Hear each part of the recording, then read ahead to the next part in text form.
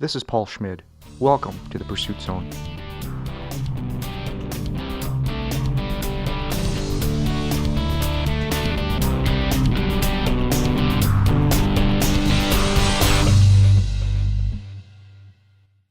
For 2 months in the summer of 2015, Oli Broadhead and Angus Walker trekked over 600 miles east to west across southern India, from the Bay of Bengal to the Arabian Sea.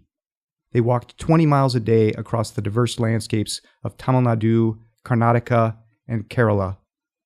Oli and Angus are currently students, so their budget was low and their kit minimal.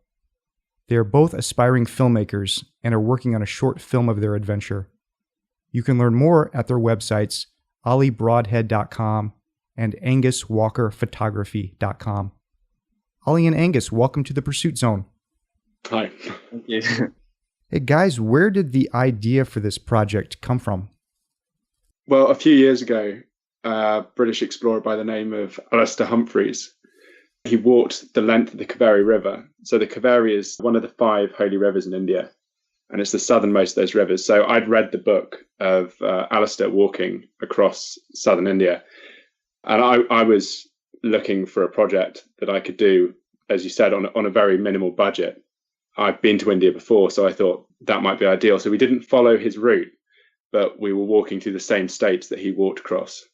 So the idea was very heavily inspired by Alastair Humphreys, who I've met several times and thought it was a very interesting part of the world to go to as well.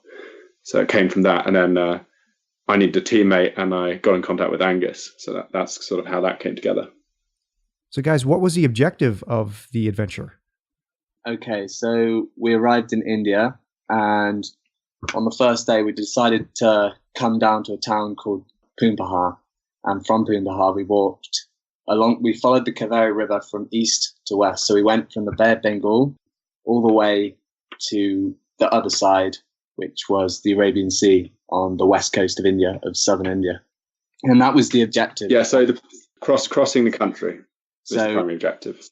That was it, to cross the country in 7 weeks. Was this your first time in India? For me, yes, this is my first time. So it was a big deal for me because I'd never really been out of Europe before. So for me personally, this was like being chucked in the deep end. So I wanted a challenge, and boy, did I get one. So for me, it was my second time in India, which is a country I absolutely love, but it was absolutely brilliant to see Angus going there for the first time. It was very interesting to see how he reacted in that scenario. So Angus, because it was your first time, what were you kind of the most concerned about before you went over? Well, I did some research online before we went. I noticed that India had quite a big problem with man-eating big cats over there. I mean, I was aware of that before I went, but I didn't realize at the time how much of a problem this would be in our adventure. I didn't anticipate that we were actually going to encounter it. I thought it was one of these things that happen infrequently and we probably weren't going to encounter it, but as you'll find out later on in the interview, then we did encounter something like that. What kind of research and training and just preparation did you guys have to do for this journey? Because we're both undergraduates, so we're both studying at university at the moment, both at Bristol. I don't ever have a lot of time. Hopefully, I'm just doing my finals now, so hopefully after this I'll have a bit more time to go into planning for expeditions. But the beauty of this expedition was you really didn't need to plan it that heavily because you're walking in a populated country. So you're walking somewhere where at most you're going, a few days between villages where you can buy food. So you don't have to worry about a lot of gear. We traveled very lightweight, so minimal planning on that front. And again, the route, we just sort of gave ourselves enough time. We gave ourselves 3 months in the country to be very, very flexible with our route. So planning was very minimal. And at the same time, because again, we're both at university, we're both relatively fit, but on a journey like this, on a sort of 2 to 3 month expedition, it's fine because, after you don't really need to train for this because you've got the time in the field, you've got the time on the ground to actually, you'll get fitter whilst you're there. I mean, if you're doing a 2-week expedition or a month-long expedition, you're not going to see that benefit, but, you'll be so fit after the first month walking that you don't really need to train because, you build fitness over that time period whilst you're in the country. Let's talk a bit about the budget. Did you guys purposely keep your budget low, or your budget was low because that's all the money that you had? Yeah. It's all the money we had. Yeah, it was all the money we had. As you said, we're students, so we were kind of restricted on how much we could spend on the trip. And the whole trip, including flights, cost about £800, which is about $1,150. So it was very, very cheap for a 3-month expedition. Even I was surprised on how little we spent throughout the whole trip. The thing is, living costs in India are very cheap. So we were spending about £3 a day maximum. I think that was between us. So we were probably on £1.50 a day. So yeah, that's right. So it was about 30p for a meal, for a big meal. Sometimes we went more expensive. Like the more expensive meals were probably about £1 to 60p. But in most places, we found that we could get by on 30p per meal. What does that get you? What are you eating? Usually what we had, the staple diet of, actually in each state, the food changed. In Tamil Nadu, they had this food called dosa with some curry spices. Having the same food every day got a bit boring, so we had to try and find new ways of spicing it up. We had a lot of biscuits on the way. But yeah, the traditional dosa, and that was the kind of staple food in Tamil Nadu. In Karnataka, there's like rice. Italy. Yeah, I forget the names. I think idli, masala dosa. Yeah, there's just loads of different varieties of food out there. But mainly it was just in the state, there was like this one staple food that everyone kind of ate. Yes, staple is sort of, just to say, and idli is basically a boiled rice cake with some flavouring, and you have it with a curry sauce. So it's very sort of a dense texture and really repetitive to eat. But dosa are fantastic. Dosa are rice flour pancakes, and they're absolutely amazing. So it's sort of our mood, our morale was sort of based on which state we were in and what was the staple in that state, whether it was rice cakes or whether it was these awesome pancakes you can get. Is it all vegetarian? Nearly all vegan, actually. Everyone vegetarian, pretty much. Most shops were vegan or vegetarian, yeah. So guys, tell me a little bit about your kit. I know when I read your article on sidetracked.com that it says that you were going very, very light. So explain that to me. We were carrying about 7 kilograms each. So both quite big guys. So we were aiming for under 10% body weight. So very, very light. Because we were setting off at the end of the dry season, we decided to make it cool not to take tents, not to take hammocks, to just take sleeping bags. We didn't even take bivy bags because when the monsoon rain did hit, like a bivy bag wouldn't have been that much use, like you would have soaked through anyway. So we were just carrying super lightweight, tropical weight sleeping bags. And apart from that, I mean, sort of one change of very, very lightweight clothing. And pretty much apart from that, it's compass, map, med kit, and camera gear. So we had it super, super lightweight packs. How do you get to the starting point? We arrived in Chennai and we stayed in a lodge that night. The following morning, we got the bus from Chennai, 5-hour bus down to this town called Pumbaa. It was just very tedious. It was new. This was my first time in India, so I was taken in the countryside. It was good because you got to see a lot of India on the way. You got to see like what you were going to be walking past or walking through, the type of environment. So it was interesting to have that bus journey to start off, but really getting there wasn't really an issue. We got there pretty quickly, like within the first couple of days, and then we started off a couple of days after we got down in Chennai. Guys, describe the journey for me if you can, from the starting point heading east to west, and kind of just hit the highlights for us along the way. We started in the state of Tamil Nadu, and we started right at the end of the dry season. And we started in the estuary of the Kaveri River. It really took us by surprise, I think. It certainly took me by surprise how hot it was right at the start. It was 45 degrees to 50 degrees in a day. We were walking out in the open because they had a heavy drought there, which has now ended. They've just had rain just after we left, actually. But it had a drought in Tamil Nadu for about 4 years. So it's absolutely dry, just paddy fields, just baking open plains, really, at the start. Very little shade, very little shelter. And I actually got heat sick in the first week.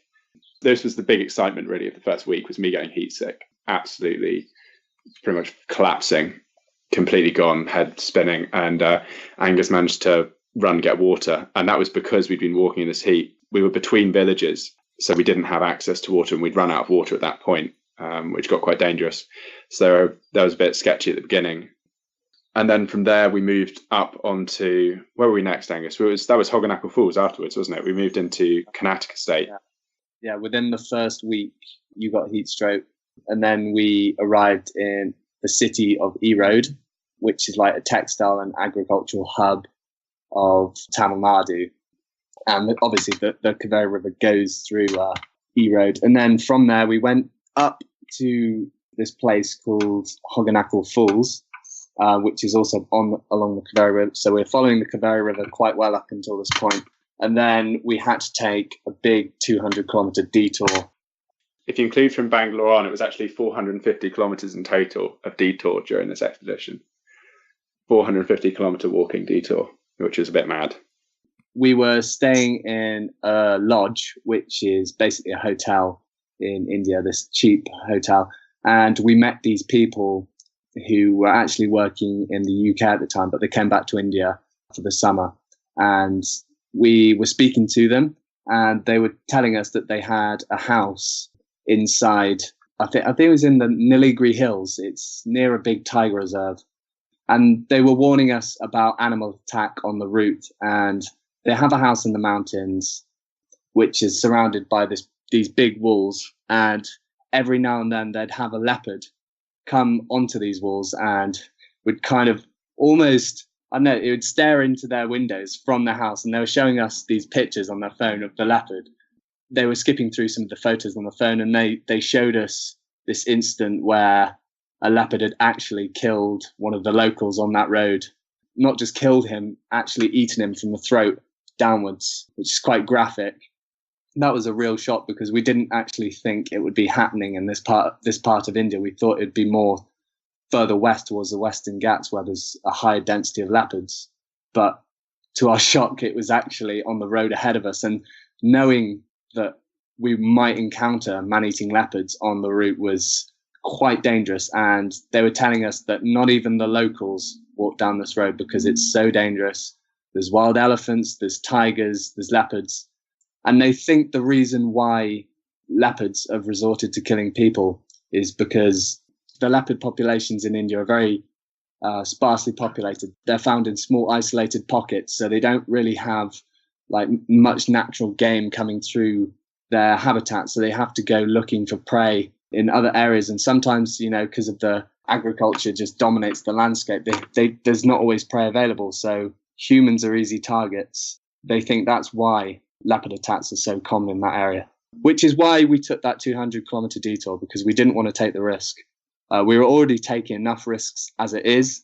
So we decided to be sensible for once and take the big detour, which took us around the Nilgiri and Maligiri hills. So we went all the way up to Bangalore, and then from Bangalore to Mysore instead of Erode, straight to Mysore. The road from Erode, just to explain why it was so dangerous, the road goes up through the mountains, but it's a single track path just going through villages up through a reserve. It's about 100-kilometer long road, so we'd have spent at least 5 days walking, sleeping on that road. And it's just tiny little twists and turns. We got it up and we'd looked at some satellite images. So sleeping rough out there in forest without a tent, without hammock, just in sleeping bags on the ground. It wasn't even just one leopard attack. There'd been two leopard attacks in the last few months on that road. So we made the call to do this huge, ridiculous detour to get around the outside the reserve and the mountains. That's pretty scary. The first time you learned about these leopard attacks was when you were on the ground in India? Yeah, we were a few weeks into the walk at that point. Yeah, a lot of the reason leopards were an issue was not necessarily that they were a real threat. I mean, the chances of encountering a leopard were still very low, but it was just, is it worth the risk? Would you rather walk 200 plus kilometers and have a very low risk, or would you walk 100 kilometers and have a very high risk? And also just thinking, how comfortable am I going to be if we walk through this reserve for over 100 kilometers, sleeping on the ground each night? Every twig crack you're going to be waking up. You're going to be you're not going to sleep well in that scenario. So you're probably going to be exhausted by the time, just mentally, from the stress by the time you got out of that. So Bangalore was not on your original itinerary? No, not at all. No. What was it like spending some time there? But Bangalore is a bit mad. I can't remember what the population, I think, is about 4 million people, but it's just this sort of sprawling city. So it's about 60 kilometers wide, and it was absolutely mad to walk through. I mean, India obviously has a reputation as just mad crowds, noisy, and Bangalore lived up to that 100%. We walked in on a main road on an underpass, and they don't have any regulation on their car exhaust, so the soot was absolutely insane. We were just sort of breathing black soot for about 4 days, and the only time you weren't breathing in car exhaust fumes constantly was when you were sort of pushing through crowds of tens of thousands of people in the center of the city. So it was fantastic. Walking through Bangalore was brilliant, but it was just mad how long it took us to do sort of 60 kilometers. It took us 4 days to do 60 kilometers, 4.5 days to get out through the city. It was certainly a really good change of pace from what we'd been previously through Tamil Nadu. We'd been in the very, very rural areas, small village, and then a bit of hills, and then other small villages and rice fields. And suddenly we're in what you think of India a bit more often, just the packed cities, incredibly dense population, and the noise and the smell and all that sort of stuff that makes India so distinctive. What happens next after you get through Bangalore? After we pass through Bangalore, we have about 100 to 200 kilometers worth of agricultural land to walk through.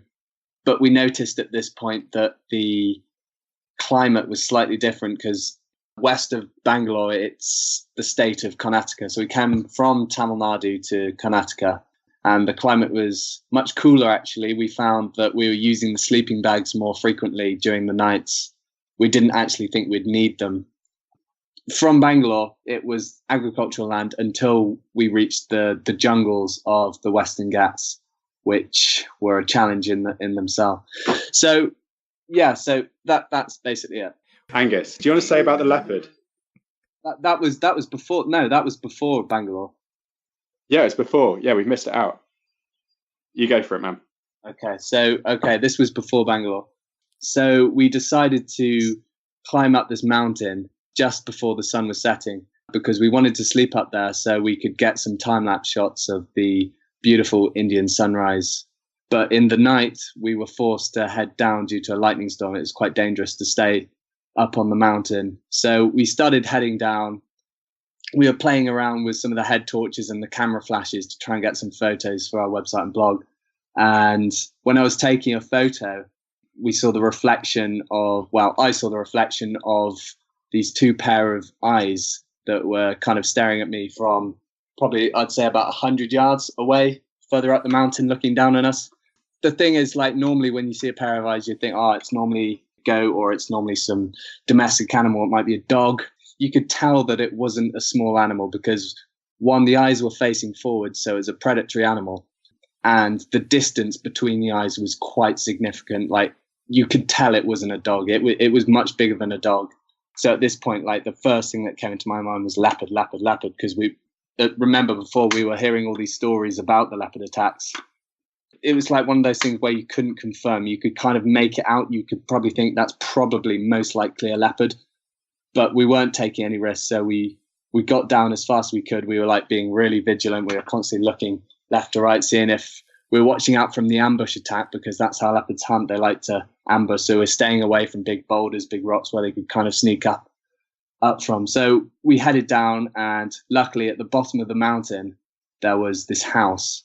Well, it wasn't really a house. It's like this big shed, and it had this big overhanging lip. So we climbed up the lip. We passed our bags out, and we slept quite comfortably, actually, on the top of this house, because we thought the leopard wouldn't be able to get up there.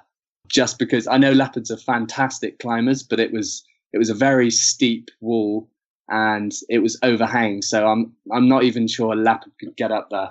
That was just our hopeful thinking. But that was quite a scary night for me. And the other thing that happened was immediately after Mysore, we're heading up into the Western Ghats, which is a cloud forest environment. It's a chain of mountains that runs down the west coast of southern India. And as we were coming up into there were several tiger reserves in that area. and I'll talk about our sleeping. We were basically just, sleeping bags by the edge of the road kind of thing. Just wait till it's dark, so no one sort of sees where you camp up, and then just walk into a field somewhere and sleep. And we were doing this our sort of standard setup. It was getting to sunset. We're out in sort of foothills of the Western Ghats at this point. It was quite hilly. We're in an agricultural area. We're in a field with, I think, some water buffalo, and it was all paddy fields around us. And in the distance, about 2 kilometers away, you can see proper mountains with thick forest on them. And that was the edge of a reserve. But we thought, we're far enough away, and we're actually sleeping right next to a train track. So we thought, this will be okay. And we're just camping up in this field, and the sun's just setting. And this group of farmers come over, and it turns out that a couple of days ago, that previous Tuesday, which I think was about 3 days ago, at 6 a.m, they'd come down into the field, and there had been a fully grown tiger in the same field we were camping, and it was midway through eating one of their cows. And apparently this was a fairly regular occurrence, and the tigers would come out of the mountains, and they'd obviously learned that this was a place where you can get a nice domestic cow to eat. And they'd come out of the reserve, on a monthly basis, in this field that week. So we packed up fairly quickly, and we sort of pace walked it through the night. We did a lot of night walking because it was so hot, and we walked to the next village where we climbed up on top of a roof again. Roofs. We slept on a lot of roofs when we were near the reserves. But it was absolutely fantastic in the end, because actually when you're sleeping in the reserves, as long as you're fairly safe and you're up on a roof, it's brilliant to be in those areas, because every night you've just got the hundreds of fruit bats flying out of the reserves overhead, and they come out to feed in the fields, to feed on the mango crop. So, you can have some absolutely brilliant nights as long as it doesn't rain, and as long as you're off the ground, because when you're on the ground, you don't sleep that well. What happens after the Western Ghats? Well, I guess what happens in the Western Ghats is as we moved into, as I said, the Western Ghats are this mountain chain, and the cloud forest bit, there's a cloud forest habitat is quite important, because as I said, we were started off right at the end of the dry season, and the monsoon rain really hit as we were moving into the Western Ghats, and we had 2 weeks of no sun, continual rain. As I said, no tent, no bivvy, so we were soaking wet and freezing cold every night. Pretty much, we were pretty unprepared for the temperature drop. As Tamil Nadu was 45 degrees, the Western Ghats was 10 degrees. But it's a fantastic. We're both biologists, so it's absolutely brilliant to be there. A lot of wildlife, a lot of insect life, bird life. We talked about this detour moving away from the Kaveri River. For actually the majority, for over half of the trip, we were away from Kaveri. The source of the Kaveri River is up in the Western Ghats, and we reached the source. It wasn't a terribly brilliant ending to walking the length of this river, because we actually arrived in the dark, in the torrential rain, right up in these cold, windswept mountains, up on this cold, windswept ridge up in the Western Ghats, and spent probably the most uncomfortable and cold night of the entire trip, shivering on a concrete floor in the monsoon rain. From there, we walked back out of the Western Ghats and walked back down westward to the Arabian Sea, to the coast of the Arabian Sea. And also, before we reached the source of the Kaveri River, Tal Kaveri, you've got to remember that we were walking in cloud forest for about a week. So we hadn't seen the sun for that period of time. And just as we reached the end of the Kaveri River, there was this pocket of golden light just shining through the black clouds that surrounded it. And it was just absolutely stunning. It was beautiful. And it was almost like the reward of finishing this long river. I think at this point we walked up about 800 kilometers. So that was something that was quite special that happened on the trip. And it was like on the last day of Hansen sun. And then we got to the top of this mountain, this little breakthrough in the clouds, and it was just beautiful. Did you get some good photos of that? Yeah, we got one or two semi-good photos. They're not great photos, but it didn't really sum up for me the experience. Like you couldn't really, the photo didn't really capture the emotion that we felt at the time, because it was just getting relentless at the time. Because before we got to the Western Ghats, it was sunny almost every day, and then all of a sudden we were deprived of sun for almost a week. It was just constant rain, monsoon, and then at the very end we had that breakthrough. Oli, you mentioned heat exhaustion at the beginning. How did you guys overall hold up physically, and especially wondering about your feet? Well, Angus's feet were surprisingly good. We obviously both had some issues, but my feet kind of went to hell. I think my boots were a slightly wrong fit. I have to wear prescription insoles on my boots, and that, I think, changed the shape of my boot a bit too much. And I actually ended up losing a few toenails and getting a really quite severe foot infection, which I kind of just had to walk through. And after about a month, that did die down. But there was a period there which is some of like the worst foot pain. Well, the worst sort of I've sort of ever seen anyone's foot looking hiking. Got pretty bad. Yeah, I'm actually surprised how Oli actually made the journey. Like, because he, from the very start, from the very first week, he was hobbling, and he was hobbling for about 2 weeks. You could tell, like, every footstep that he was taking was in a considerable amount of pain. Yeah, I didn't really understand, because my feet were holding up quite well. In fact, really well. My feet held up until the last couple of days when we couldn't really dry our socks. Our socks were wet, constantly wet. So I developed 2 fungal infections on both feet. And the last couple of hundred kilometers, the last couple of kilometers before the end, before we reached the Arabian Sea, I had to walk it barefoot because it was so painful. Overall, my feet held up quite well. I'm sure Oli went through about at least several packets of blister plasters, and his feet really did smell as well. That's one thing he forgot to mention. I'm obviously a bit nervous because I'm just off in about a month, just under a month. I'm off to walk across another country. I'm walking across Sumatra, which is obviously another tropical country.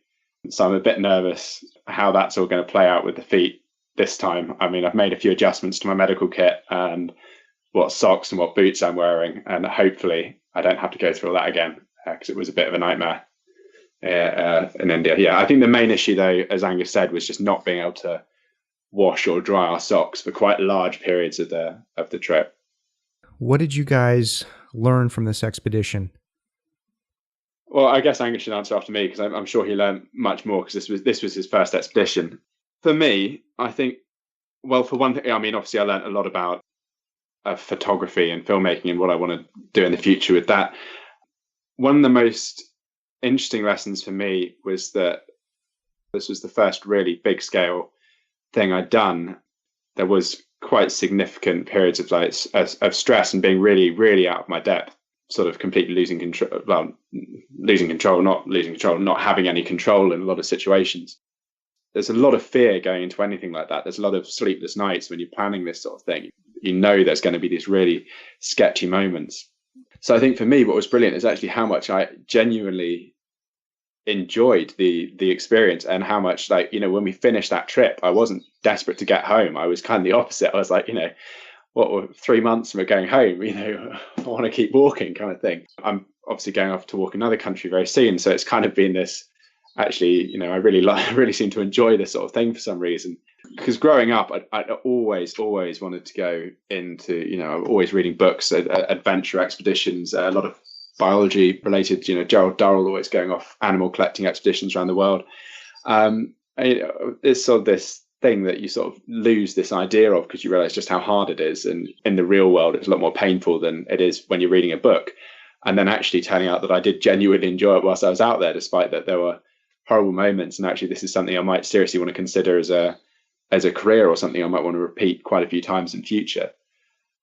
And then, I mean, obviously a lot of stuff about the country. I obviously have Indian friends, and, you know, you meet Indians in the UK, and you see India is obviously a newly developed nation. And when you get out into the very rural areas, you see that there is actually an incredibly long way to go. And a lot of people I was talking to in India seem to think that, you know, India is not going to be a fully developed nation for sort of 30 plus years. And I can kind of see why. There is a lot of difficulty in these southern states. They've had severe droughts. I can't see any change. These droughts, these might be potentially climate change. You don't know. Obviously, then had a very severe storm now with severe flooding. So it's kind of gone both. It's extreme weather. There's still a lot of very sexist views, a lot of very sort of fundamental religious views, which I think hold back a lot of education and health efforts in those areas. And those are very deeply embedded in the culture. And even the younger generation, who are much more open, that, you know, they love Western ideas. You know, everyone out there even like the young guys who are working on the farms, they still got mobile phones. They can get mobile phone out there for 20 quid. And they're on Facebook and they love Western culture and they're watching, Iron Man and Hollywood movies and stuff. But at the same time, they've got this still very strong culture, which obviously needs to be preserved. But at the same time, in certain aspects, their caste system, their views on women is really holding them back. And just because it's such a huge population and such a huge country, which you don't appreciate till you've walked across it, that you're suddenly like, how do you deal with the problems they face? Because it's on another scale compared to, coming from the UK, the problems we face. But just to get government into that area, they have a very divided government. Each state is effectively almost an independent country. Effectively, they've got their own language, they've got their own governors. And it's just a sort of this logistical nightmare, I think, to bring India up to a good standard of living. Definitely in these rural areas, they have hygiene, all this sort of stuff is a lot lower than you would expect. And then a lot of contrast when you go into the cities and you're chatting to young university educated guys and women in the cities, our age, a bit older, wearing Western clothes, very happy, very talkative, politically active, have good hygiene, went to university, drive cars, all this sort of stuff. They're obviously completely living the life, really. And then, 60 kilometers away, you can be in some rural village where they haven't seen a Westerner ever, and that they are living, no toilet, no immediate medical care, very backwards beliefs towards pretty much anyone who's not, caste system and all this sort of stuff. So I think that there needs to be, they've got a lot of money in India and they've got a lot of, trade and all this sort of stuff going for them. And they can make big strides towards sort of being a more developed country. But at the same point, there's this culture that needs to be overcome of, not saying their culture's bad, but their culture has aspects that are very, the worst kind of traditions, really, in some of those communities. It was quite upsetting to see because it just means that it's going to take much longer than expected to develop certain parts of India. Sorry, I went on a bit then. Angus, what about you? What are your takeaways from the expedition? Well, coming back from the expedition, I really came to understand how lucky we are living in a westernized society because we are incredibly safe. There's very little risk in the UK. On the expedition, I realized we weren't safe, and coming to terms with not being safe is something easier said than done. Every night we had something to worry about, and that's something you're not used to in like the normal society living in the Western world. And in most cases, coming to terms with that was one of the biggest challenges I faced personally, mentally. But also in India, it's just incredibly different. It's incredibly different. The food, the culture, just the way people are around each other. It's a very happy place. Even though there's extreme poverty, we met some of the nicest people like I've ever met. And it was just amazing. The whole trip was brilliant. I'd definitely do it again. I've got plans this upcoming summer to make another film because the whole trip was it was an expedition, but we were also making a film. And this summer I'm making another film, but it's not as hardcore this summer. It's interesting in every way. I'm going to Portugal to make a film about the conservation success of the Iberian wolf. It's a step down from India in terms of risk, but it's just as exciting. Let's talk briefly about your filmmaking kit. What did you guys have over there for cameras, and how did the monsoons affect how you dealt with everything? I was using the Nikon D7100 and the GoPro Hero 4 Black, mainly because they were two small compact cameras.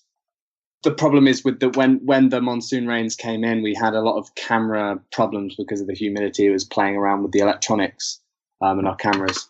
We wanted to film everything in HD. We weren't going for a cinematic style film. We didn't really want the stunning, beautiful shots. It wasn't about that. It was about telling a real, honest kind of diary of our adventure. There was no like cinematic tricks or effects that we're putting into the film. It's just an honest account of what we experienced.